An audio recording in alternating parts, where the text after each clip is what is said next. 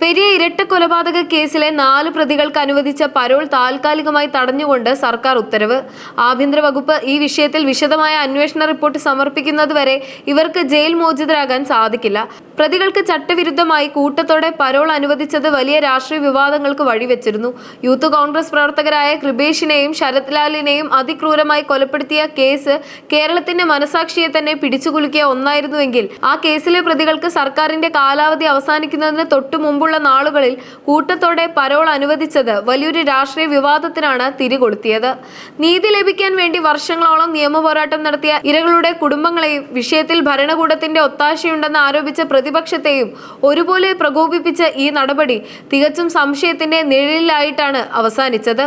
കേസിലെ 1-ാം പ്രതി പീതാംബരൻ, 4-ാം പ്രതി അനിൽ, 5-ാം പ്രതി ഗിജിൻ, 7-ാം പ്രതി അശ്വിൻ, 15-ാം പ്രതി സുരേന്ദ്രൻ എന്നിങ്ങനെ കൊലപാതകത്തിൽ നേരിട്ട് പങ്കുള്ള പ്രമുഖ പ്രതികൾ പരോളിൽ പുറത്തിറങ്ങി വീടുകളിൽ എത്തിയതോടെയാണ് വിഷയം കൂടുതൽ സജീവമായത്. കൊലപാതക കേസിലെ പ്രതികൾക്ക് യാതൊരു തടസ്സവുമില്ലാതെ ഇത്രയും എളുപ്പത്തിൽ, അതും കൂട്ടത്തോടെ പരോൾ ലഭിച്ചത് ജയിൽ നിയമങ്ങളുടെയും ചട്ടങ്ങളുടെയും നഗ്നമായ ലംഘനമാണെന്ന് വ്യാപകമായ വിമർശനങ്ങൾ ഉയരുകയുണ്ടായി.